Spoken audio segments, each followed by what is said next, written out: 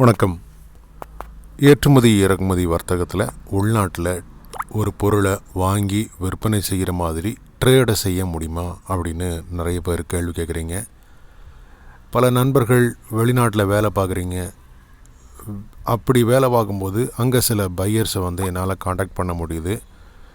இந்தியாவிலேருந்து பொருட்களை வாங்கி அந்த பையருக்கு நான் கொடுக்குறேன். இடையில ஒரு மிடில் மேனாக என்னால் செயல்பட முடியும்னு ஒரு நம்பிக்கை இருக்குது. இதை நான் எப்படி செயல்படுத்துறது அப்படின்னு கேட்குறீங்க.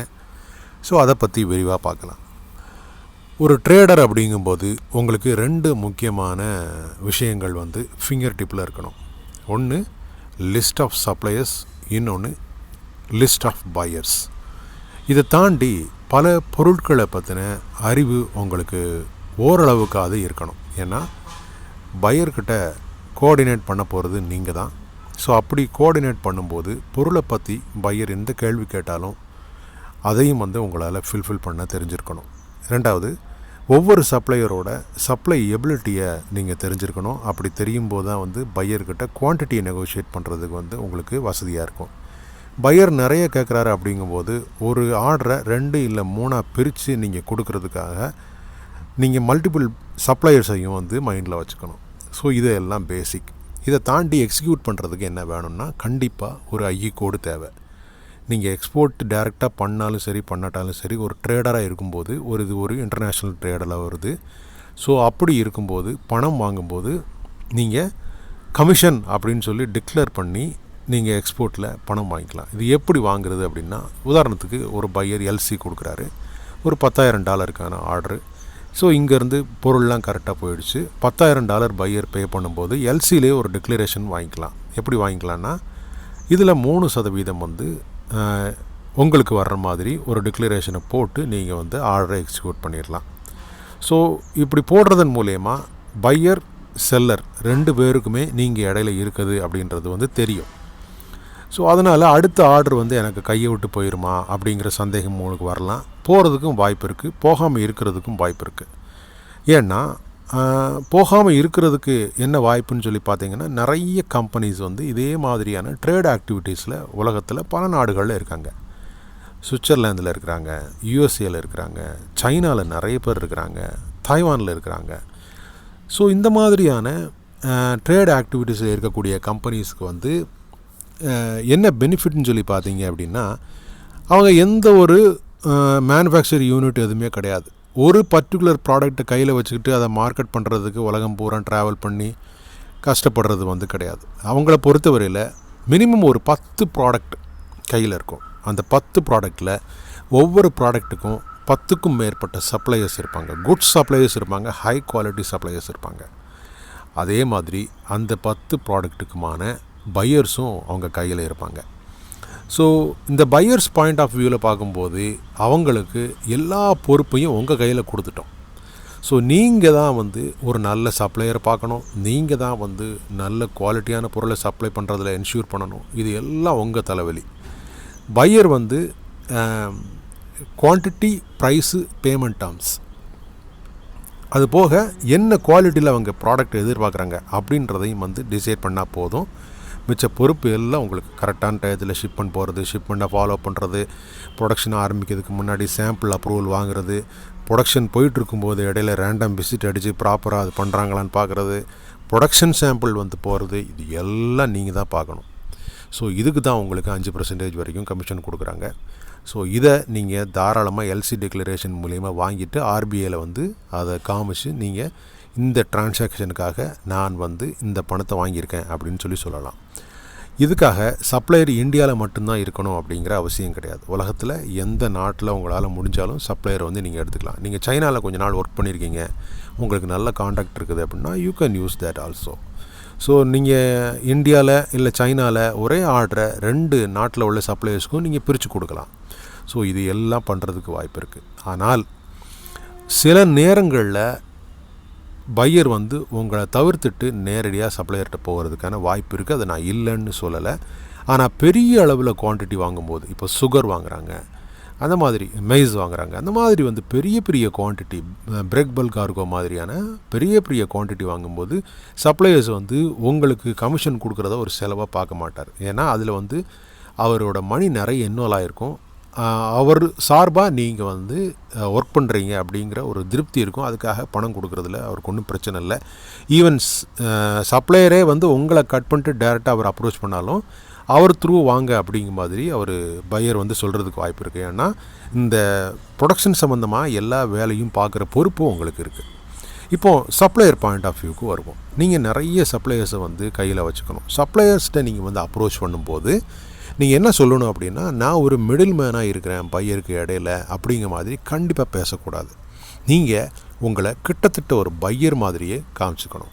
நீங்கள் என்ன சொல்லணும் அப்படின்னா, நான் ஒரு பையிங் ஏஜெண்ட் அப்படின்னு தான் நீங்கள் இன்ட்ரடியூஸ் பண்ணணும் சப்ளையர்கிட்ட. எக்காரணம் கொண்டும் எனக்கு ஒரு பையர் இருக்கிறாரு, நான் வந்து உங்களுக்கு ஆர்டர் வாங்கி தரேன், நீங்கள் வந்து எனக்கு கமிஷன் கொடுங்க அப்படிங்கிற மாதிரி பேசுனீங்க அப்படின்னா அந்த கம்பெனியில் வாட்ச்மேன் கூட உங்களை மதிக்க மாட்டான். ஸோ இது ஒரு பெரிய இன்டர்நேஷ்னல் ட்ரேட். நீங்கள் உங்களை கிட்டத்தட்ட பையர் லெவலுக்கு இல்லை பையரை விட மேலே உங்களோட நம்பிக்கை, உங்களோட பேச்சு, உங்களோட கான்ஃபிடென்ட்டை வைக்கும்போது தான் வந்து உங்களுக்கு சப்ளையர் சைடு ஒரு மதிப்பு இருக்கும். இதை கண்டிப்பாக நீங்கள் மறக்கக்கூடாது. ஸோ அப்படி தான் நீங்கள் வந்து சப்ளையர்கிட்ட வந்து அப்ரோச் பண்ணணும். நீங்கள் ஒரு பையர் பாயிண்ட் ஆஃப் வியூவிலே வந்து பேசணும். பையர் பாயிண்ட் ஆஃப் வியூவிலே வந்து நீங்கள் ரேட் நெகோஷியேட் பண்ணணும், குவாலிட்டி செக் பண்ணணும். எல்லாமே உங்களை பார்க்கும்போது அந்த சப்ளையர் உங்களை ஒரு பையர்னே நினைக்கணும். ஆனால் நீங்கள் கையிலேருந்து அவர் காசு கொடுக்க போகிறதில்ல, கமிஷன் தான் வாங்குறீங்க. இருந்தாலும் நீங்கள் அப்படி அப்ரோச் பண்ணும்போது தான் வந்து அவருக்கு என்ன நினப்பு வரும் அப்படின்னா, ஓகே பையர் வந்து இவர் கையில் இருக்கிறாரு, ஸோ இவர் சொல்கிறது தான் பையர் கேட்பார், அப்போ நாம் இவருக்கு ஏற்ற மாதிரி நாம் கொஞ்சம் நெளிவு சுழிவோடு போய்க்கலாம் அப்படிங்கிற மாதிரி எண்ணம் வரணும். அப்படி வர வைக்கணும். அப்போ தான் வந்து நீங்கள் சக்ஸஸ்ஃபுல்லாக லாங் டேர்முக்கு ஒரு சப்ளையரை வந்து யூஸ் பண்ணிக்க முடியும். ஸோ இதே மாதிரியான சப்ளையர்ஸ் நிறைய பேரை நீங்கள் வச்சுக்கிட்டீங்க அப்படின்னா பையரோட கோஆர்டினேட் பண்ணுறதுக்கு வசதியாக இருக்கும். சில நேரங்களில் சின்ன சின்ன ஆர்டருக்கு, இப்போ ஒரு $1000 ஒரு ஆர்டரு, அது எப்போ ஒரு ஆர்டர், அதாவது ஒரு ரெகுலர் ஆர்டர் இல்லாமல் ஒரு 3 மாதத்துக்கு ஒரு ஆர்டர், 6 மாதத்துக்கு ஒரு ஆர்டர் வரும்போது அதில் நீங்கள் கான்சன்ட்ரேட் பண்ணிங்க அப்படின்னா டேரெக்டாக உங்களை ஸ்கிப் பண்ணிட்டு போகிறதுக்கு வாய்ப்பு இருக்குது. ஈவன் பையரும் அதைத்தான் விரும்பார், செல்லரும் அதைத்தான் விரும்பார். ஏன்னா ரேட் வந்து குறைவா, ஒரு 3 மாதத்துக்கு ஒருக்க ஒரு 1 லட்ச ரூபாய்க்கு தான் உங்கள் பிஸ்னஸ் நடக்குது. அதில் உங்களுக்கு வந்து ஒரு பர்டிகுலர் பர்சன்டேஜ் கொடுக்கணும் அப்படின்னா கூட உங்களுக்கு பெருசாக அதில் கமிஷனும் வராது. ரெண்டாவது நம்ம கொடுக்குறதே வந்து குறைவான காசு, ஒரு 1 லட்ச ரூபா கொடுக்கணும், அதில் 5000 ரூபா தேவையில்லாமல் இவருக்கு எது கொடுக்கணும் அப்படிங்கிற மாதிரியான எண்ணம் பையருக்கு வர்றதுக்கு வாய்ப்பு இருக்குது. ஸோ பிக் ட்ரேட் அப்படிங்கும்போது வந்து நீங்கள் இடையில இருந்து எல்லாத்தையும் செக் பண்ணி ப்ராப்பராக வந்து எக்ஸிக்யூட் பண்ணும்போது நல்ல குவாலிட்டி, ரைட் டைம் ஷிப்மெண்ட் இதெல்லாம் நீங்கள் என்ஷூர் பண்ணும்போது உங்களுக்கு கிடைக்கக்கூடிய பணமும் அதிகமாக இருக்கும். இப்போ கொஞ்சம் திங்க் பண்ணி பாருங்கள். ஒரு $1 லட்சம் ஒரு ஆர்டர், அதில் வந்து உங்களுக்கு ஒரு 3% கமிஷன், வேணால் 2% கமிஷன் அப்படின்னா பாருங்கள் எவ்வளோ பணம் இன்வால்வ் ஆகிருக்கு அப்படின்னு சொல்லி பாருங்கள். இதே மாதிரி ஒரு 10 பையர் நீங்கள் கையில் வச்சுக்கிட்டீங்க அப்படின்னா நீங்கள் வந்து பயங்கர பிஸியாக இருப்பீங்க. உங்கள் கணக்கில் பார்த்தீங்க அப்படின்னா லட்சக்கணக்கில் டாலர்ஸ் வந்து உங்கள் பேங்க் அக்கௌண்ட்டில் வந்துக்கிட்டே இருக்கும். 3வது முக்கியமான பாயிண்ட் பார்த்தோம் அப்படின்னா ஆர்பிஐக்கு நீங்கள் கணக்கு சொல்லணும். ஏன்னா தேவையில்லாமல் எந்த ஒரு, அதாவது அன்அக்கௌண்ட்டாக எந்த ஒரு அதிக அளவில் மணி உள்ளே வர்றதை வந்து ஆர்பிஐ வந்து விரும்பாது. ஏன்னா அதெல்லாம் ரொம்ப ஷார்ப்பாக நோட் பண்ணிக்கிட்டு இருக்காங்க. ஏன்னா இந்த மாதிரி டெரரிஸ்ட் ஆக்டிவிட்டிக்கெலாம் வந்து இந்த மாதிரி தான் பணம் வருது. ஸோ அதனால் நீங்கள் எந்த ஒரு ட்ரேட் பண்ணாலும் சரி, ஈவன் ஒரு $100 உங்கள் கரண்ட் அக்கௌண்ட்டுக்கு வந்தாலும் அதுக்கு ப்ராப்பராக வந்து கணக்கு காமிச்சிருங்க. கணக்கு காமிக்கிறது வேறு ஒன்றும் கிடையாது. எந்த கம்பெனிக்கு எக்ஸ்போர்ட் பண்ணிச்சு, அதனோட இன்வாய்ஸு, பேக்கிங் லிஸ்ட்டு, அதே மாதிரி பையரோட பேமெண்ட் ப்ரூஃப், பர்டிகுலர் இதுக்கு பேமெண்ட் ப்ரூஃபு, நீங்கள் இடையில ஒரு மிடில் மேனாக பையர்கிட்டையோ அல்லது செல்லர்கிட்டையோ போட்ட கான்ட்ராக்ட் பர்டிகுலர் ஆர்டருக்கு அதனோட இன்வாய்ஸ் நம்பரை போட்டு, இல்லை பர்ச்சேஸ் ஆர்டர் நம்பரை போட்டு, இல்லை எல்சி நம்பரை போட்டு நீங்கள் வாங்கிக்கலாம். எல்சி போட்டிங்க அப்படின்னா கூட உங்களுக்கு தனியாக ஒரு கான்ட்ராக்ட் தேவையில்லை. ஏன்னா எல்சியிலே வந்து நீங்கள் தான் உங்களுக்கான கமிஷன் வந்து டிக்ளேர் ஆகிருக்கும். ஸோ அதே ஒரு காப்பியாக நீங்கள் வச்சுக்கலாம். எல்லாமே ஜெராக்ஸ் தான். ஸோ இதை வந்து மெயிலில் அனுப்பி சொல்லிட்டிங்கனாலே போதும். இதை அந்த பர்டிகுலர் ஆர்டருக்கான கமிஷனாக நீங்கள் ஆர்பிஐ கேட்டாங்க அப்படின்னா நீங்கள் காமிச்சிக்கலாம். இதுதான் இதில் உள்ள முக்கியமான பாயிண்ட்டு. ஸோ நீங்கள் தீவிரமாக பையரை தேடணும், தீவிரமாக செல்லரையும் தேடணும். நிறைய ப்ராடக்ட் பண்ணுங்கள், ஹியூஜ் வால்யூமில் பண்ணுங்கள். அப்போ தான் இந்த ட்ரேடை வந்து லாங் டேர்முக்கு கொண்டு போக முடியும். ஒரு சிலர் வேறு மாதிரி திங்க் பண்ணலாம். நான் வந்து செல்லர்கிட்ட கமிஷன் வாங்கிக்கிறேன், நான் பையர்கிட்ட ஆர்டர் எடுத்து நான் செல்லர்கிட்ட கொடுத்துட்றேன், செல்லர்கிட்ட ஒரு கமிஷன் வாங்கிக்கிறேன் அப்படிங்கிற மாதிரி நீங்கள் நினச்சிங்க அப்படின்னா, செல்லர்கிட்ட நீங்கள் ஐஎன்ஆர், இப்போ அந்த செல்லர் வந்து இந்தியாவில் இருக்கார் அப்படின்னா நீங்கள் ஐஎன்ஆர்லேயே வந்து இந்தியன் ருபீஸ்லேயே வந்து கமிஷன் வாங்கிக்கலாம்.